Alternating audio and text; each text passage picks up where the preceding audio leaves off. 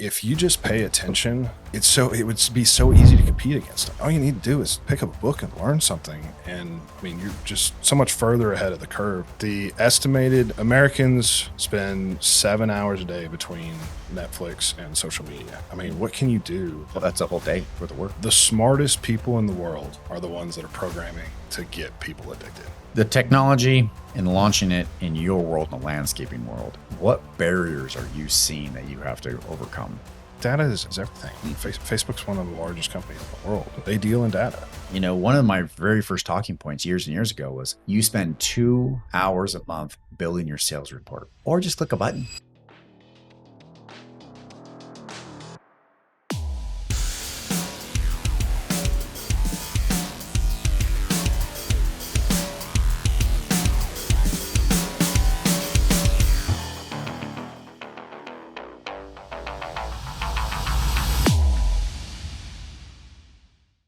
Hello. How's everybody doing today?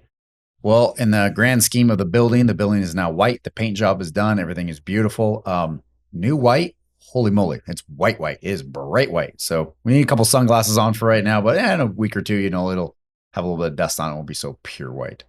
Sprinklers are coming in, and looks like we're going plant shopping soon. But the outside of the building is starting to look as good as the inside of the building. So it's really cool. This one's going to be a little bit of a different podcast. I'm excited about this one. And the reason why is because I brought in somebody trying to do the same exact thing that we're trying to do over here at Square Coil, but in a completely separate industry. So for what I'd like to do is introduce Chase Powell to you guys and say thank you for coming on the podcast. Well, thank you for having me. It's wonderful to be here. I'm very jealous of this studio. I appreciate that. Quite awesome. The digital print's all of about 5 weeks old, so we're still getting used to it, but I'm stoked on it. Yeah, right on. But yeah, it's a pleasure, and I haven't known Aaron very long, but we became fast friends, and yeah, just love talking about business. So glad to be definitely. here. And now I'm in the signage realm, and you are in the landscaping realm, correct? Correct. Home services more specifically. Okay. So we are looking at several different companies in the home service space, but yes, I'm trying to apply the business recipe, if you will, to scaling home services. We just happen to start with landscaping. Okay. Now I'm with you. So, and you guys have a SaaS platform that is hopefully grabbing that home services and bundling it. And when you and I were talking, you went way further than my initial launch, because not only did you have a SaaS platform, but then you were feeding into the SaaS platform with like a nursery and other services. Walk me through that a little bit more. Yeah. Let's back up a little bit. I chose home service industry because I came from the digital marketing world. I have a 20-year-old company, and our primary client was home services. And so I was looking for opportunities in the home service space that had the pain point of doing business pen and paper, that I could apply both marketing and technology and just be the obvious choice in markets where everyone else is on pen and paper. And so knowing technology the way that I did, I spent quite a bit of time researching which SaaS platforms, CRMs, to help navigate and install a system for scalability. Scalability is our number one thing. And so I'm from outside looking in, I'm starting with research and building a recipe to scale a company that we pay $1.2 to $3 million for, that we think we can get to $10 million in 3 years. That's the goal. And so landscaping was it was just the best opportunity on the table at the time. And we're continuing with that we're looking at garage door, pest control, et cetera. But obviously technology is a very big piece of the overall plan. It always is. And it's something that you overlook. I mean, I remember my first business was, a strawberry stand when I was 12 years old, in my parents' front yard. We get strawberries, and all you did worry about is customers coming in, customers. And then when, went to go work for the sign company, I was doing sales in the sign company. What was I worried about? Customers. And you never really think about the processes behind the scenes that make it fluid, smooth, and easy. And I don't know. Most owners don't really think of this as one of their must-haves on day one. Yeah, yeah. It's a blind pain point for so many, especially when you consider the average age of an owner in the home service space. Somebody told me last week, and I still have a hard time believing this. The average age of a master plumber in Texas is 67. And not only does that tell you where the future could be, in, I mean, the plumbing world it's a great trade to get into for sure. But what's the difference when you look at a plumbing company or any of these other big ticket items, right? Pool company, roofing, etc. What's the difference between a $25 million company and a $2 million company? And the $25 million company always has technology. I mean, it is a must. I mean, that's where things are going, and it's not a fad. It's not going away. And when you're tracking KPIs and efficiency and everything else, if you're trying to do that with pen and paper, you're failing. I mean, there's not it's not a question anymore.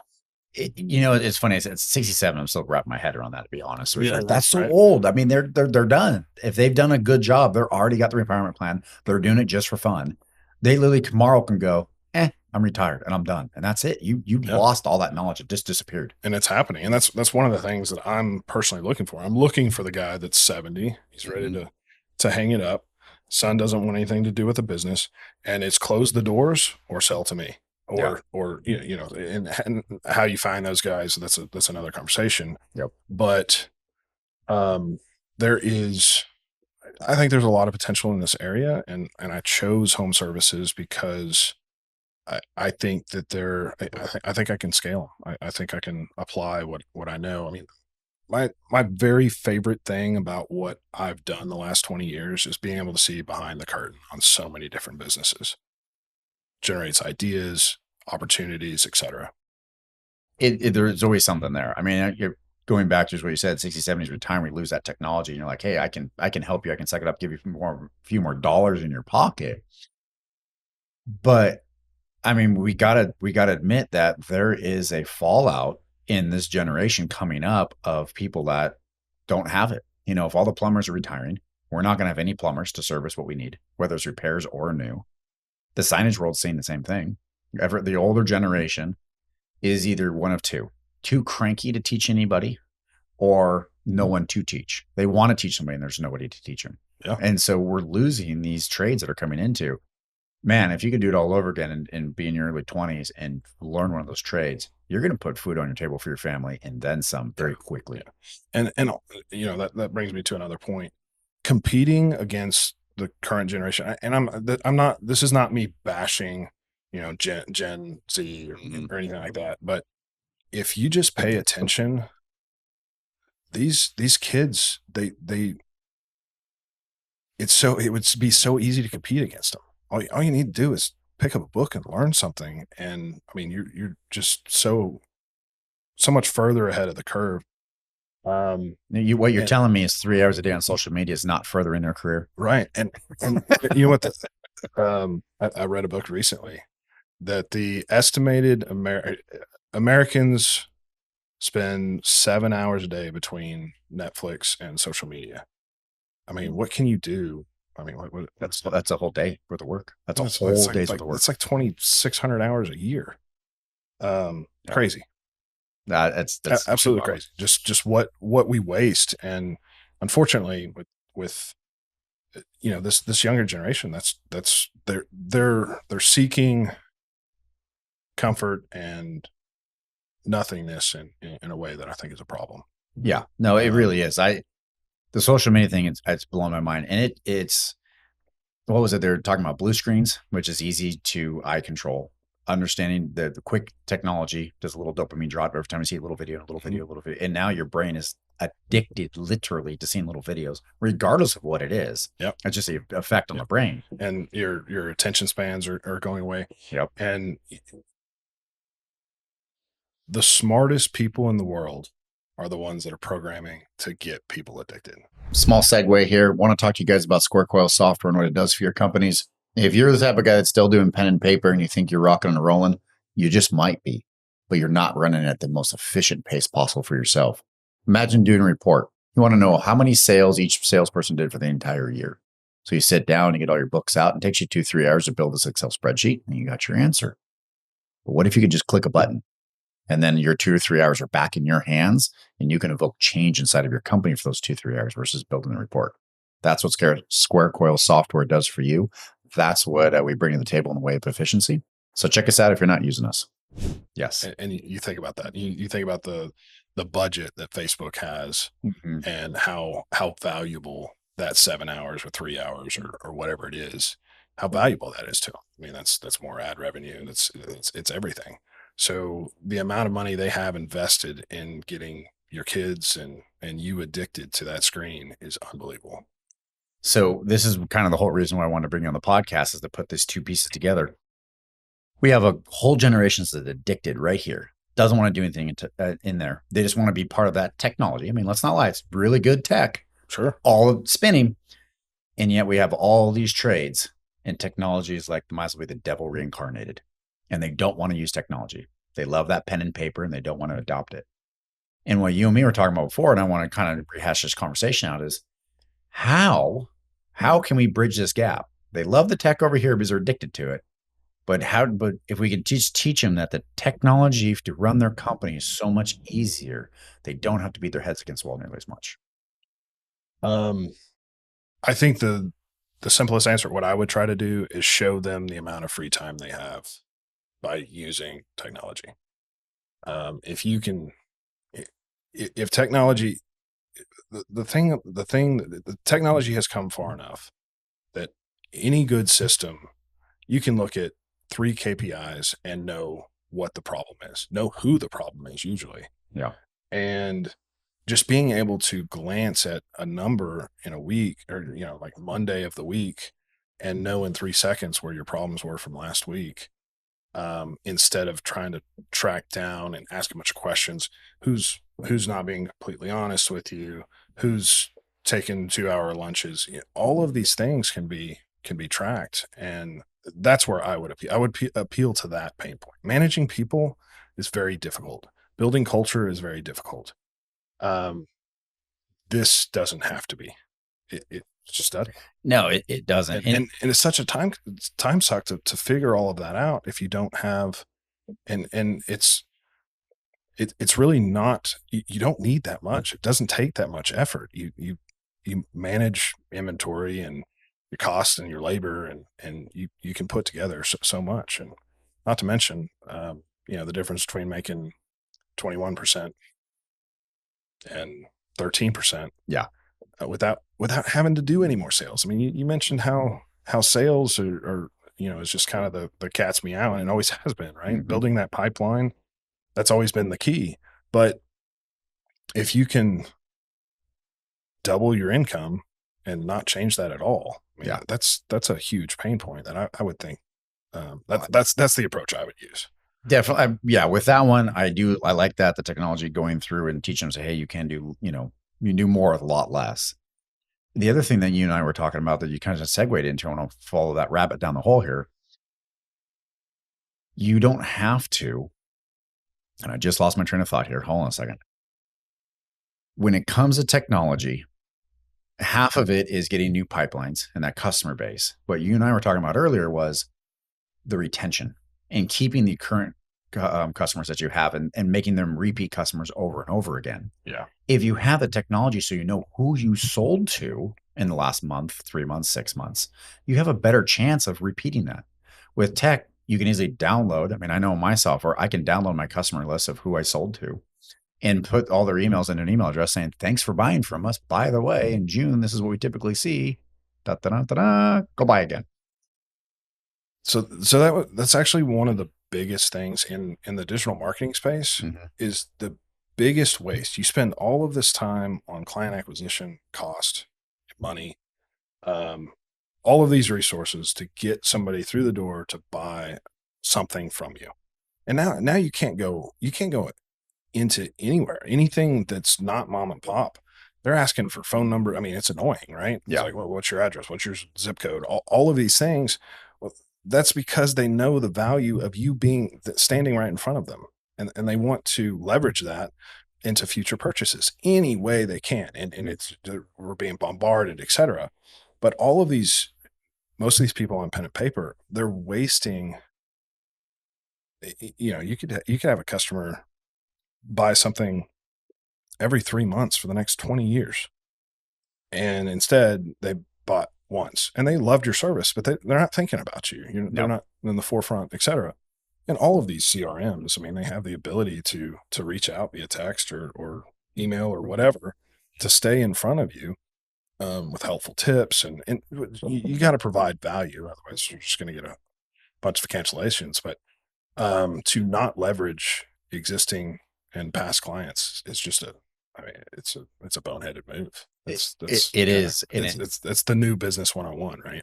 It is new business 101. And I, to this day, I don't even touch on this topic sometimes when I'm talking to customers, because I think it's so elementary. You should know that. And then when it does come up in a conversation, they're like, "Oh, that's a good point." I'm like, "What do you mean that's a good point? That's like breathing, dude. Like, how do you not know this?" Yeah. And one of my standard questions when I was selling, marketing packages or whatever, how many email addresses do you have of people that have worked with you on any level? 5,000. How many emails have you sent in the past 2 years? None. It's like, what? Yeah. It's like, I mean, that's a gold mine. I mean, and especially in some of the city sizes, I mean, 5,000, that could be a third of the market for whatever they're selling, Easily. depending on what it is. And they don't utilize it. It's crazy. I mean, just thinking in the signage world, if I were to take integrated signs, and I hate to say this, but we're on the smaller end of that. We don't nearly send out nearly as much as we do.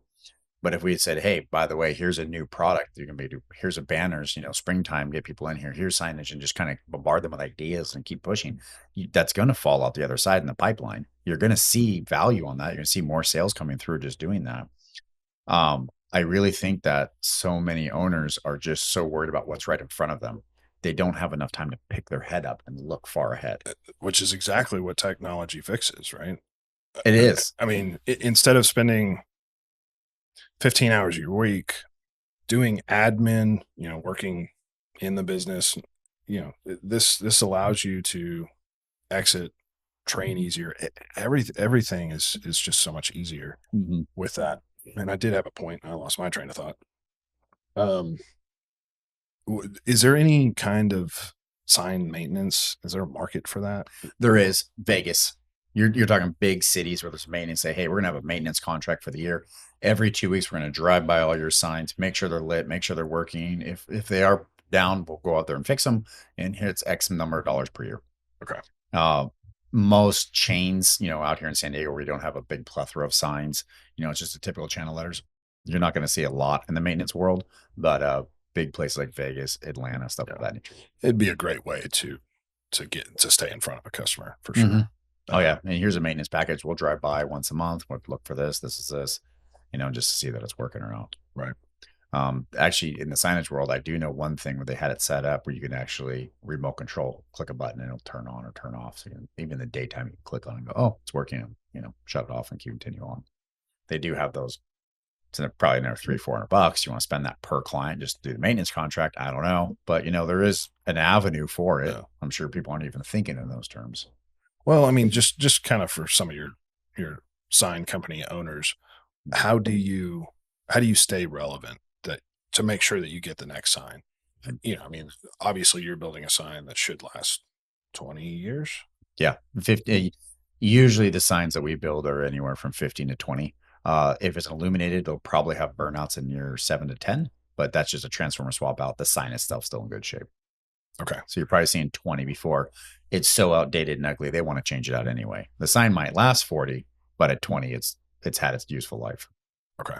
And you have a strategy behind that. I mean, 20, in my world, that's a long time. Oh, it's a long time. No, it is a long time. At that point in time, I hate to say it, but the majority of us, and even me with some of my clients too, it's also la bye-bye. We've now done the project for you. Hey, now that we've done your exterior signage, do you have any interior signage needs? And we try and upsell in that regard, but not, "Hey, let me stay relevant in a year or two down the road, call us again." Yeah. So no, that world is, it's hit or miss for most sign companies. I'm going to boldly miss. Most people are not even thinking those terms of how do I keep pushing an email? How do I keep saying in front of them every 3 months and go? At the very beginning, you said, why are they asking for your phone number and your address? Because they're in front of you, because this is the most golden opportunity. I'm not going to lie. Half the time, it's so second nature to me. I just go, yeah, yeah. And I just tell them, and it's annoying, but I don't care. Just be past this so I can buy my product and leave. But for anybody who's small time, if you're under $1 million in sales per year, you're very small time. You know how they got that big? When I say Dick's Sporting Goods and everybody knows what the hell I'm talking about, there's a reason why they got that big. You might want to take a page out of their book. Right. It's just one of those things. But yeah, no, when you think about that out loud, that's their marketing. They are stealing marketing from you pretty much free of charge. Yeah. And you're still buying a product, and they're like, okay, cool. Now I know what you're doing. You can go upsell. Right. But the technology and launching it in your world, in the landscaping world, what barriers are you seeing that you have to overcome? So I have quite the uphill battle. I mean, we're taking you're in the lower range of labor quality. That's going to be the biggest climb for my industry. How do you train good people? How do you build that culture when a lot of these guys they're there for their beer money for that night. I mean, they're living day to day, and and helping them see that it doesn't have to be that, and helping them with personal goals and that kind of stuff can really can build a great culture. Also, giving back to the community as a team. Like, hey, we're going to go volunteer for this soup kitchen, and we do something every quarter. It builds that camaraderie, and give them a choice. Don't force them to do it. Give them a choice of, hey, I will pay you your normal wage for the day. Do you want to go to the soup kitchen instead of dig out pipe, which is what you're doing on a regular day? And then and this is stuff we're trying to implement, so I can't tell you how it's going to go, but No, I'm from with you. from what I've In theory, in theory, yeah, yeah. A lot of them will choose to donate that money, and that builds a lot of that camaraderie and Mhm. team that you want to try to build in your culture. Um, but big climbs, getting people that are not used to using technology at all, using a relatively advanced system, um, and figuring out how to um, scale quickly. Right? How do you get your current team up to snuff and be able to replace, recruit quickly, and then hopefully expand to a new market, which is kind of our goal. Uh, One of the things that I've had a problem with is not so much the sell. We get the clients in, they're super excited. They want to start using Square Quill. They want to start using the software and start running. And then we go to implement. And all of a sudden, out of nowhere, they go, "Oh, well, we're busy. We'll call you next week. Oh, we're busy next week." And then a week turns into 2 weeks, 3 weeks, and then we're almost 3 months deep. They've paid for the software. They're paying on a monthly basis, and they're not using it. And they just go, "Oh, we're just too busy. We're too busy." And we all know that's bull. They're yeah, not too busy. it's priorities. It's priorities. And the biggest thing is I almost guarantee 99.999% of the time, one of their key employees is so scared to change that that person is throwing such a hissy fit that the owner's like, "Oh my God, it's not worth the headache. Jesus, it's already scary enough to bring this in here," because they all think it's changing the culture, right? We're Right. not changing culture. We're just adding tech to your culture, but they think it's changing the culture. And then somebody goes, "I don't want to change one bit." And the owner finally goes, "Oh, forget it." And so now we're not implementing because that one employee has thrown such a fuss, the owner just rolls over and plays dead. And at the beginning, I will be very honest with you. I always thought the owner was just weak. I'm like, dude, you're a weak leader. I'm sorry, I got to call a spade a spade. You're a weak leader. Because if you're a strong leader, you would have showed them the benefits and you would have dragged them along saying, "You work for me. Let's go. Let's move here." And the strong ones always implemented great. But at some point in time, I can't just keep ringing the bell of weak leader. You got to hit the head on of Yeah. no human wants change. Or you have to fix it either way, right? Yeah. That could be the problem every time, but you still have to have a solution for that pain point. Um, and we talked about this a little bit, but managing expectations at the time of sale, I think is going to be the biggest deal there. You say, "Hey, leader, you gotta you got this guy named Marcus working for you, right? Well, Marcus isn't going to like our new program. He's going to say this, and he's going to say this, and he's not going to do this, and he's going to be sick the day he's supposed to meet. It's like, what are you willing to do and say to Marcus to make sure that this doesn't happen? Mm-hmm. And when it does happen, here are some suggestions, but I don't want to tell you how to lead Marcus. You know Marcus, I don't. Yeah. But you have that Marcus, and he's going to push back. He's going to do these things. And I know this because the last 25 clients that I sold, they all have this guy named Marcus, and Marcus is a problem. And this is what Marcus is costing you if you don't handle it this way. Yeah.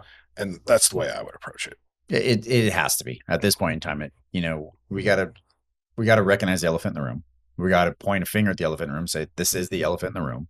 Let's attack it and let's figure it out. But yeah, it's either that or these are the benefits. And I will tell you that, in this analogy, Marcus, he's not going to keep putting up a fuss for weeks on end. It's going to be a 2 or 3 or 4 day fight. And then he's going to roll over. And then at the end of the week, you're probably back in your office saying, thank you very much, because that's what we've seen historically. Right.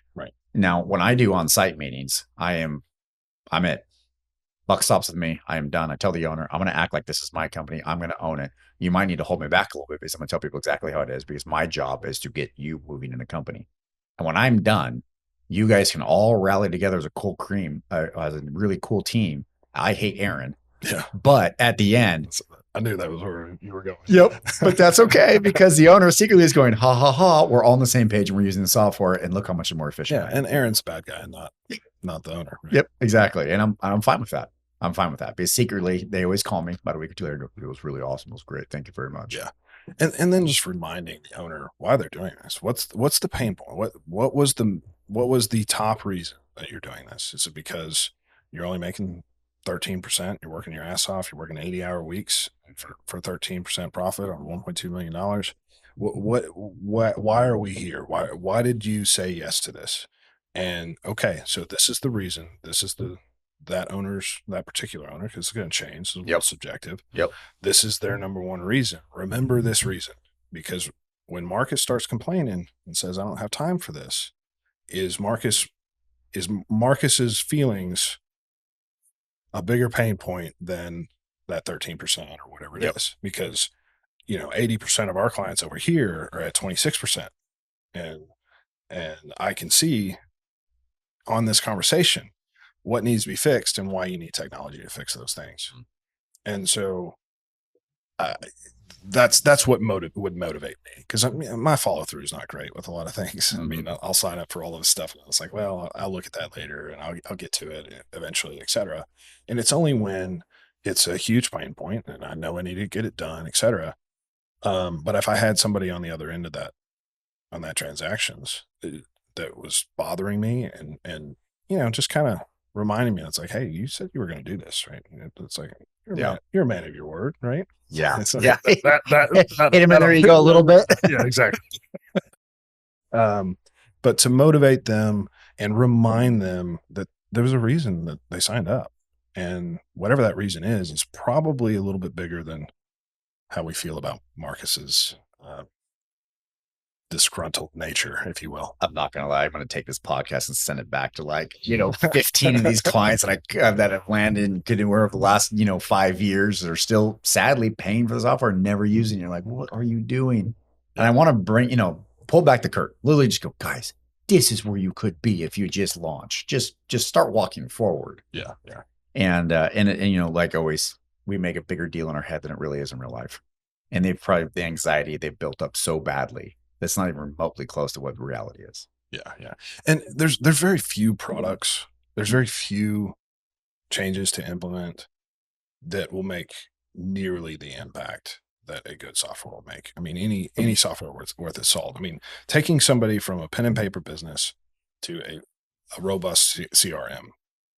I mean, we're not talking about 20% gain. I mean, we're talking 2, 3, 5, 10x. Yeah. And like you said earlier, there's a reason that Eckerd is gone and Walgreens is here. There's in the ability to track data. I mean, data is everything. I mean, Mhm. Facebook's one of the largest companies in the world. They deal in data. They deal in data. That's That's their exactly what they do. You that's get their to revenue. That's their product. Mhm. And just a cursory look at the business world, the ones that are doing well are the ones that are embracing technology to leverage data. Yeah, it really is. I mean, that's it. And it's kind of scary when you say it. It sounds very big brotherish. They're leveraging data, but in the real world, I don't know that it's not. Yeah. yeah, yeah, I'll take that argument all day long. But at the end of the day, data just sounds like, yeah, there's data, so what? But you can glean so much from it. One of my very first talking points years and years ago was you spend 2 hours a month building your sales report, or just click a button, Yeah. or just click a button. Your whip, your accounting department spends about 8 hours a month building its whip, or you can just click a button. What could you do with the 8 hours that you just got back? And I always talked in those points. And after a while, I was like, everybody's like, yeah, yeah, yeah. And I'm like, well, yeah, yeah, but where's the but? Come on, what's going on? And it's so funny because as I get older, I've been around it so much, I get accustomed to it.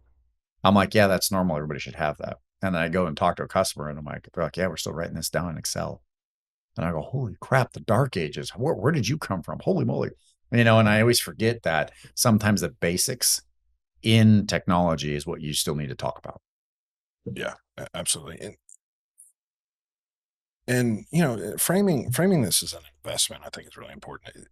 There's something that really surprises me, and I guess the pattern between highly successful businesses and businesses that are able to keep on the lights are the ones that don't starve their company, right? So that it's like, hey, my company made $250,000 in profit.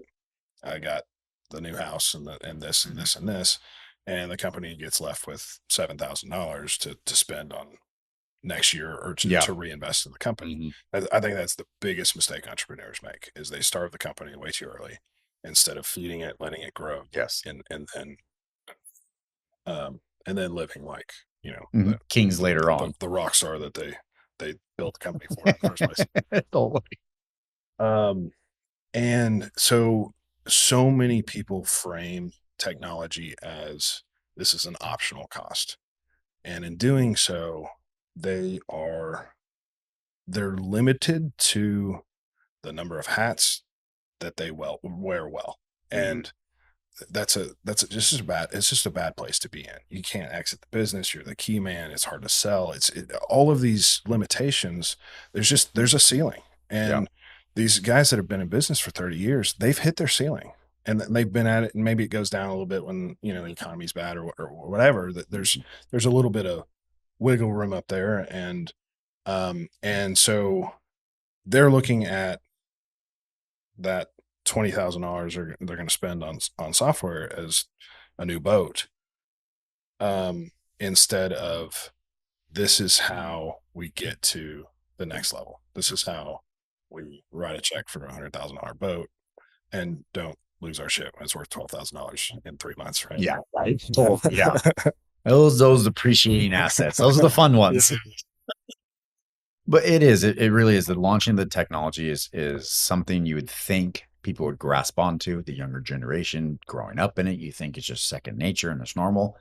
And yet there's these barriers. And the more, I mean, from our conversation just now, I'm kind of thinking in my head, the more people look in the mirror and go, it's not so scary. Take a leap of faith. And they're going to be shocked at what they can accomplish with less time.